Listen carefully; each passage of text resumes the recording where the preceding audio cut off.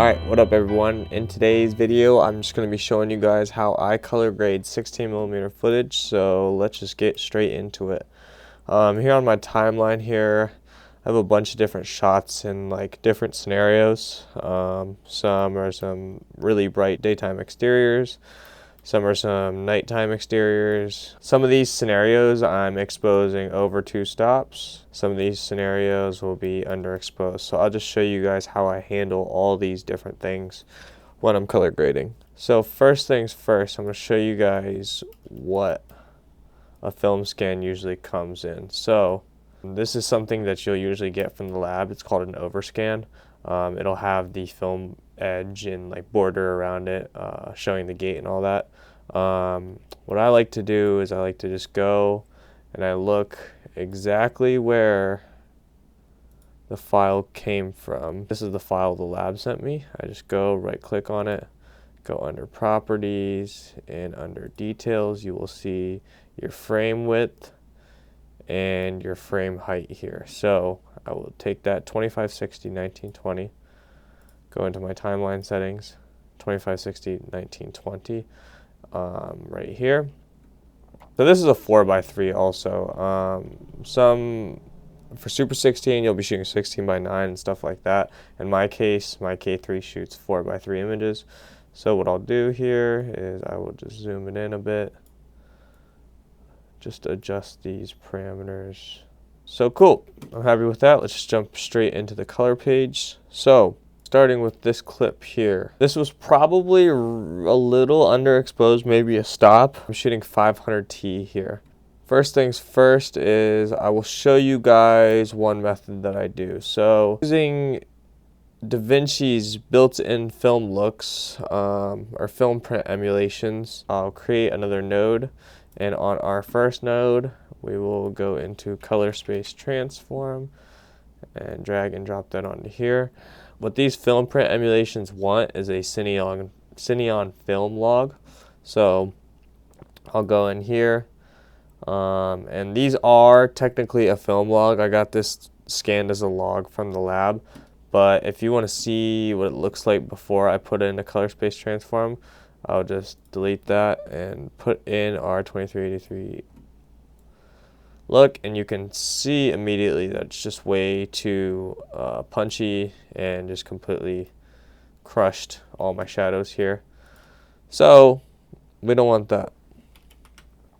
So what I'll do here, drag and drop color space transform, and our output, I will choose Cineon film log like so, and for here I will slap on the D60 look. Now we can see that it's a little washed with that color space transform, and I know this probably isn't correct or by the books, but I just take another node here and I will bring back some of our contrast like so. And I'll just pull it in our primary tab here. I'll just pull it to somewhere where I like it. Maybe that's a little too crunchy. Tone it back a little bit somewhere here. I know a lot of colorists like to find a hero frame within their shot. So like, let's say this is the best frame and then I stay on this frame the whole time while I color. I kind of like to jump around. I don't know, probably pretty amateur of me, but I'm no pro colorist. Next thing I'll do here in our primary tab, I'll go into our mid detail and I will bring up some sharpening. Nothing too crazy, like nothing more than probably 15 to 20. I just think it kind of defines some of that grain in our shot that I want to embrace. And you know, obviously film is very already soft, so I just want to bring back some of that sharpness to it. So I'll show you 2 different ways I apply saturation. So number 1, in our primaries, you can always just go into saturation down here and crank it up or down, up or down. And the other way to do it, and this is the more proper way, is to, I'll just create another node here, is to go to here in our RGB mixer, turn red all the way up, turn green all the way up, turn blue into all the way up. Then you can see it creates way too much saturation. Then in our opacity here, on this key output, you can kind of turn it down, and that kind of adjusts the opacity of that node. So, you know, bring in some saturation maybe about right there. I believe this is the proper way how to add saturation. However, I think it's a lot of work when you can just do this. Don't listen to me. I'm not a pro colorist. Don't listen to me. So yeah, this is somewhere that I like it. You know, I can always go into our like gain, kind of bring some of it up since it is underexposed slightly, but I don't think any like information's getting too washed out. Like you can see with this light flashing that when it goes to dark here, I'm kind of losing the detail on his hair and the separation from the sky. So if the whole shot was something like this, I would maybe pull it up some so you can just get a little bit of separation from him in the background. However, there's a key light here. Everything looks pretty good. It kind of looks okay underexposed here in this shot. You don't make up for your sins in the church. You do it in the streets. Alright, so another shot from the same night, same film stock, everything, but it was a different color temperature in the light. So I'll just show you how I handle this, something like this. With this one, I'm not going to do any 2383 print film look. I will just basically turn this into a Rec 709. So under our temperature here, I will just cool it off because you can clearly see it's way too warm. What I'm doing here while I'm doing this is I'm kind of looking at the white on his shirt as a reference for our white balance. I'm also checking the ground here and the asphalt and just making sure I'm not pulling colors too weirdly. And I would say somewhere around there is pretty fair on our white balance. So maybe I'll go into another node here and I will bring in some contrast. Go into our mid detail one more time, pull it up. Get to somewhere we like it. Maybe around there. Next I'll go down and once again just add some saturation. Just bring in some of that orange back to life from the car. Somewhere around there looks pretty fair to me. And look at that. Look how amazing 500T looks. A lot of people are haters on 500T, but I just love it. I just like film at night. I just think it looks the coolest. Do it at home. The rest is bullshit and you know it. Going to another scenario here. So let's do this shot. Shot probably 2 stops overexposed during the daytime. This is shot on 250D, so just make a couple nodes here. And on our first node, I will just jump into our HDR tab here, and under global, you can just pull this exposure down. So I will just pull it to somewhere where I like it. Still leave it a little bright. And what you can kind of do here is jump back into our primaries and pull some of that gain up. We bring our lift down here just a little bit. And what I'm doing is I'm just adding some contrast. So pulling our shadows down and our highlights up. Somewhere around there looks pretty good. So I'd say here our exposure is now set, and you can see this red and his skin tones and everything coming back to life here. This is why it's a good thing to shoot a little bit overexposed, because film does better in the highlights than in the shadows. From there, once our exposure is kind of set on the shot, I'll go into a separate node and I'll just make our adjustments once again. So adding some contrast in, pulling some detail, and adding some saturation. And boom. Also, the shot looks pretty good in white balance. We can always kind of adjust it if you want to go for a more warm look. However, off rip, it honestly looked pretty good. I'm pretty happy with it.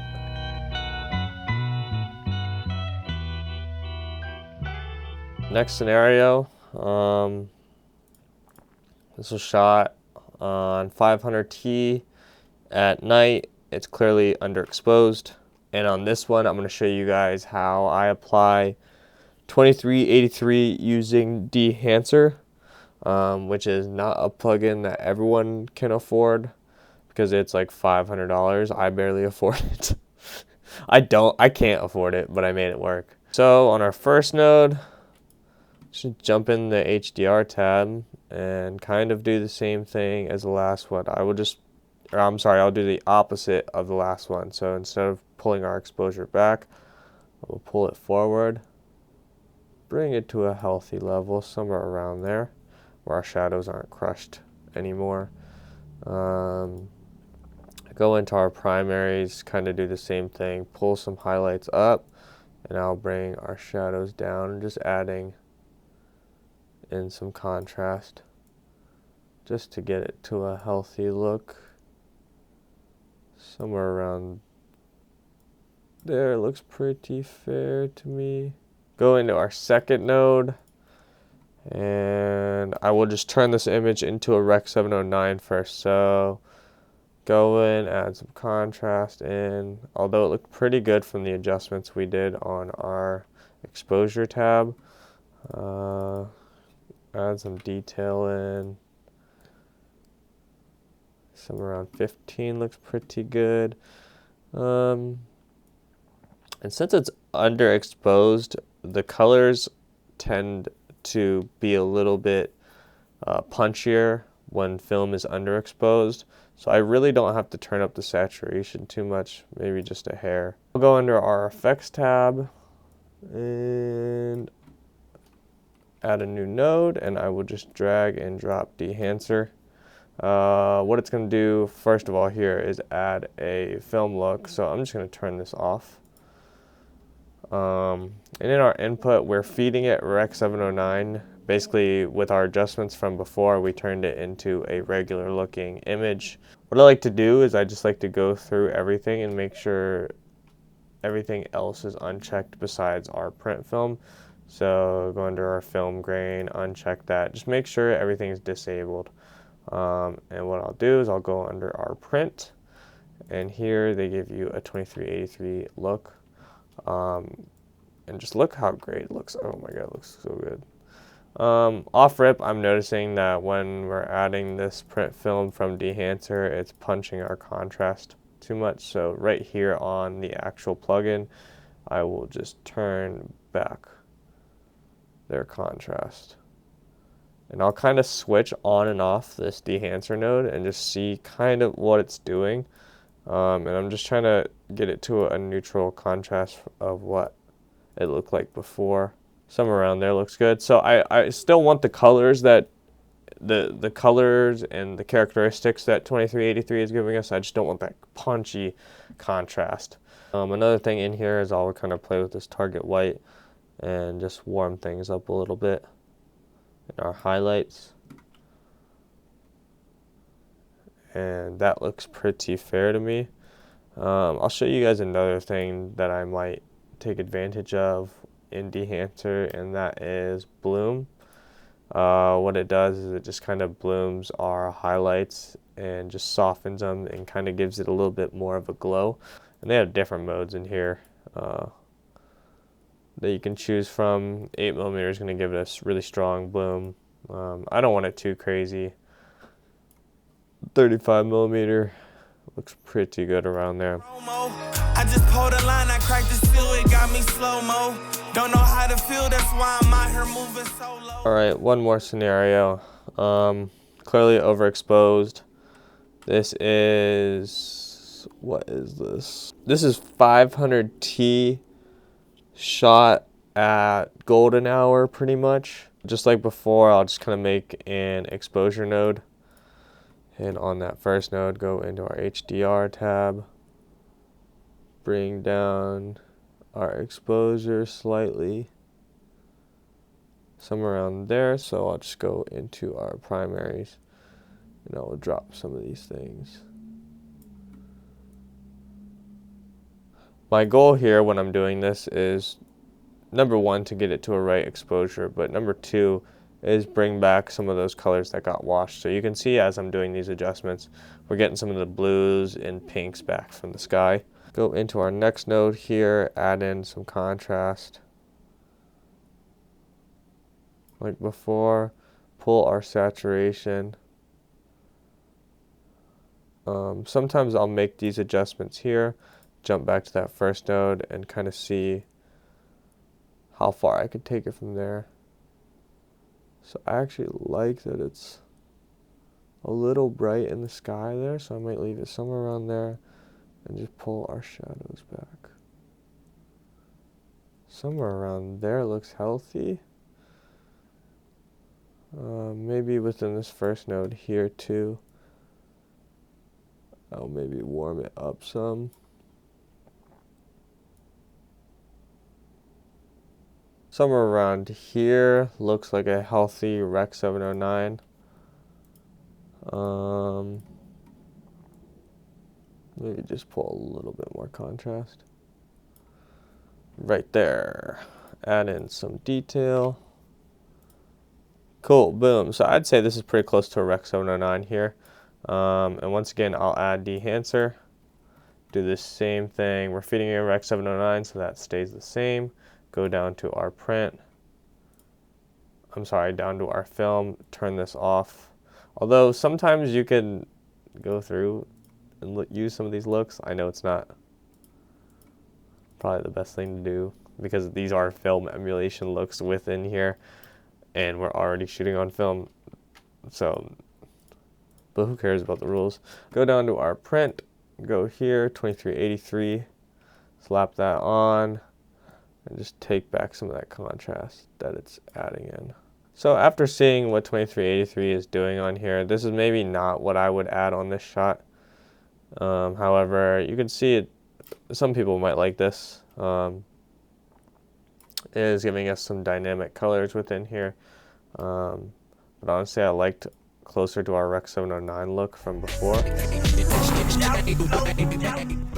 So yeah, that's how I color grade 16mm film. I hope you could learn something from this tutorial. Maybe not copy me step by step, because I really don't think I do things the right way. However, how I like it is just how I like it. Definitely go watch a pro colorist if you're trying to achieve, professional industry standards. However, if you just are a kid in the middle of Ohio shooting film, this is what I do.